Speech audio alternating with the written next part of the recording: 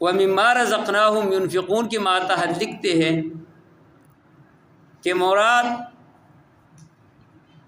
ماں سے، رزق سے الولد والعبید، جو اولاد اللہ نے دیا آپ کو، اللہ کے راہ میں وہ خرچ کرتے ہیں۔ کیسے وہ اللہ کے راہ میں خرچ کرنا ہے؟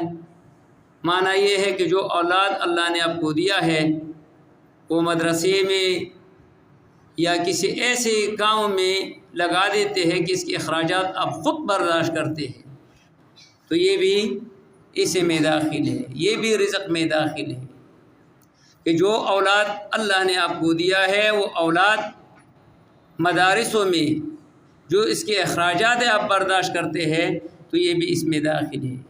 اس میں وہ غلام بھی داخل ہے، جو غلام اللہ نے آپ کو دیا ہے وہ اللہ کے راہ میں آزاد کر دے۔ وَمِمَّا، یہ اصل میں من ما تھا، تو مانا بعضی مال، سارے مال نہ، وَمِمَّا رَزَقْنَاهُمْ، یعنی بعضی وہ مال جو آپ کو ہم نے دیا ہوا ہے اللہ کے راہ میں خرچ کرتے ہیں۔ سارے مال اللہ نے ہمیں یہ حکم نہیں دیا ہے کہ پورا کا پورا مال آپ اللہ کے راہ میں خرچ کریں، اس لیے اللہ نے ایسے تمام مال خرچ کرنے سے وہ منع بھی کیا ہے۔ وَلَا تَبْسُطْهَا كُلَّ الْبَسْطِ، ایسے نہیں کہ آپ ایسے ہاتھ پہ لائے فَتُلْقَىٰ مَلُومًا، پھر وہ اپنے آپ کو پھر مرامت کرتے ہیں۔ لہٰذا پورا مال کے خرچ کرنے کے ہمیں حکم نہیں۔ البتہ بعض اہل ایمان کو جو خواص میں سے تھے اس کو یہ حکم تھے کہ آپ اگر وہ پورا کا پورا مال خرچ کر لیتے ہیں وہ جائز ہے، جس طرح حضرت ابوبکر صدیق رضی اللہ تعالیٰ عنہ نے تبوک کے وقت میں پورا کا پورا مال اللہ کے راہ میں خرچ کیا۔ اسی طرح حضرت عمر رضی اللہ تعالیٰ عنہ نے آدھا کے آدھا مال خرچ کیا۔ ایک صحابی کے پاس 100 کھجور تھی کہ پورا کا پورا وہ لایا۔ عبد الرحمن بن عوف رضی اللہ تعالیٰ عنہ کے پاس 8,000 دراہم تھی، ان میں سے 4,000 دراہم اس نے خرچ کیا۔ تبوک کے موقع میں ایک صحابی نے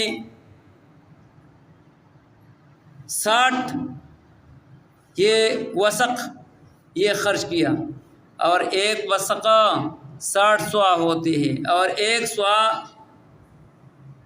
2 کلو کے برابر ہے، تو کم سے کم 108 بوری بن جاتے ہیں کہ کھجور کے 108 بوری ایک بندہ نے وہ دے دیا یہ تبوک کے غزا کے موقع پر۔ تو مطلب یہ ہے کہ جو مال آپ کے پاس ہے پورا کا پورا مال خرچ کرنا عام لوگوں کے لیے مناسب نہیں ہے، کیونکہ یہ بعد میں وہ سوال پر مجبور ہوتے ہیں، وہ لوگوں سے سوال کرتے ہیں، وہ شریعت نے سوال سے وہ منع کیا ہے۔ لہٰذا بعض مال اللہ کے راہ میں خرچ کرنا ہے۔ ينفقون ما کان، ينفقون کے معنی کیا ہے؟ ينفقون کے معنی علماء نے یہ کیا ہے ما کان لدین اللہ، جو خرچ کرتے اللہ کی دین کے لیے خرچ کرتے ہیں، یا خرچ کرتے علی وفق الدین، دین کے موافق، یعنی دین نے آپ پر پابندی نہیں لگایا کہ ان جگہوں میں آپ خرچ کریں۔ مثلاً جو بندہ شادی کے وقت میں وہ خرچ کرتے ہیں دکھاوے کے لیے نہیں بلکہ سنت کے مطابق شادی کرنا ہے، تو یہ بھی مما رزقناہم ينفقون میں داخل ہے، وہ تھوڑا ہو یا زیادہ ہو۔ لیکن جو مال اللہ کے دین کے علاوہ آپ خرچ کرتے ہیں وہ اسراف میں داخل ہے۔ جو مال اللہ کے دین کے علاوہ دکھاوے کے لیے خرچ کرتے ہیں، یا ظلم کے لیے خرچ کرتے ہیں، یا لوگوں کی اذیت کے لیے خرچ کرتے ہیں، تو یہ مال یہ اسراف میں داخل ہے۔ جیسے بعض حضرات مال کے ذریعے سے سگریٹ خرید لیتے ہیں، یہ اسراف میں داخل ہے، کیونکہ اس میں کوئی فائدہ نہیں ہے۔ بعض لوگ اس پہ نسوار خریدتے ہیں تو یہ بھی اسراف میں داخل ہیں۔ بعض لوگ اس پہ وہ حقہ وغیرہ کے وہ اس کے لیے وہ تمباکو وغیرہ خرید لیتے ہیں، یا وہ پان وغیرہ خریدتے ہیں، یا کوئی اور جو چیزوں میں وہ مال خرچ کرتے ہیں، اسراف میں داخل ہے۔ نسوار، سگریٹ، حقہ یہ شرعاً حرام ہے۔ نسوار، سگریٹ اور اسی طرح یہ چیز شرعاً حرام ہے۔ ایک تو یہ ہے کہ اس میں اضاعت المال ہے، اور رسول اللہ صلی اللہ علیہ وسلم نے فرمایا نہا رسول اللہ صلی اللہ علیہ وسلم عن اضاعت المال، مال کے ضائع ہونے سے رسول اللہ نے منع کیا۔ ظاہر ہے کہ نسوار رکھنے میں، سگریٹ پینے میں، حقہ چسکے لینے میں، اسی طرح پان کھانے میں کوئی فائدہ نہیں ہے۔ ایک وجہ یہ بھی ہے کہ نسوار اور سگریٹ یہ اضاعت المال میں اس لیے داخل ہے کہ رسول اللہ صلی اللہ علیہ وسلم نے فرمایا جن لوگوں کی منہ سے بدبو جاتے ہیں وہ ہمارے مسجد میں نہیں آنا۔ تو ظاہر ہے جو بندہ سگریٹ پیتے ہیں یا نسوار رکھتے ہیں یا حقہ پیتے ہیں، اس کی منہ سے بدبو آتے ہیں، لہٰذا اس کے لیے مسجد میں جانا شرعاً منع ہے۔ اسی طرح حضور علیہ الصلوۃ والسلام نے فرمایا جو انسان میں کہ جسم میں سستی پیدا کرتے ہیں وہ چیز حرام ہے۔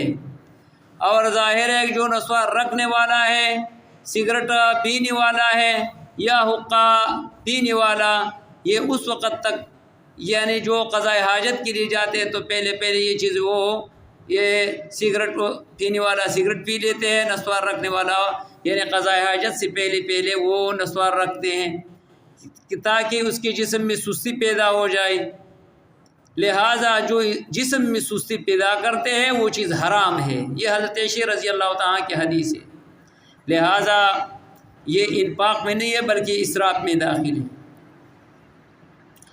انفاق کے واجبہ کہاں پر ہیں اور کہاں انفاق کرنا ہے؟ تو انفاق یہ صفت ہے اہل ایمان کی، یہ مالداروں کی صفت نہیں ہے۔ جو بندہ خرچ کرتے ہیں وہ مالدار ہو تو خرچ کریں گے، اور جو غریب ہے وہ خرچ نہیں کرنا ہے، نہیں، ہر ایک پر یہ لازم ہے خرچ کرنا، یہ ایمان کی نشانی ہے۔ اس لیے اسماء رضی اللہ تعالیٰ کو رسول اللہ صلی اللہ علیہ وسلم نے فرمایا لا توعی فیوع اللہ علیک ولا تحسی فیحسی اللہ علیک۔ اسماء آپ برتن میں چیز یعنی ناپ کر کے نہیں دینا، ورنہ اللہ تبارک و تعالیٰ تمہیں بھی ناپ کر کے وہ دیں گے۔ آپ گنوا کر نہیں دینا اللہ کے راہ میں، ورنہ گنوا کر آپ کو بھی ملے گی۔ یہ آپ لوگوں کو معلوم بھی ہے جو لوگ اللہ کے راہ میں خرچ کرتے ہیں تو رب العالمین اس کا رزق کھول لیتے ہیں، اور جو لوگ سختی کر لیتے ہیں تو اس کو بھی سختی سے ملتے ہیں۔ لہٰذا انفاق فی سبیل اللہ یہ بہترین عمل ہے۔ اس لیے حضور علیہ الصلوۃ والسلام نے فرمایا افضل الصدقۃ جہد المقل، بہترین صدقہ وہ ہے جو بندہ غربت کے وقت میں کرتے ہیں، بہترین صدقہ وہ ہے جو بندہ غربت کے وقت میں کرتے ہیں۔ لہٰذا جو طالب العلم ہے، ان طالب العلموں کے لیے بھی گھروں میں جب جاتے ہیں تو باقاعدگی کے ساتھ یہ مدرسے کے قسم ضروریات ہیں، اس کے لیے باقاعدگی کے ساتھ اپیل کرنے چاہیے کہ بجلی کا بل ہے، اسی طرح اس کے لیے پانی کے وہ مسائل ہے، کھانے کی بھی ہے۔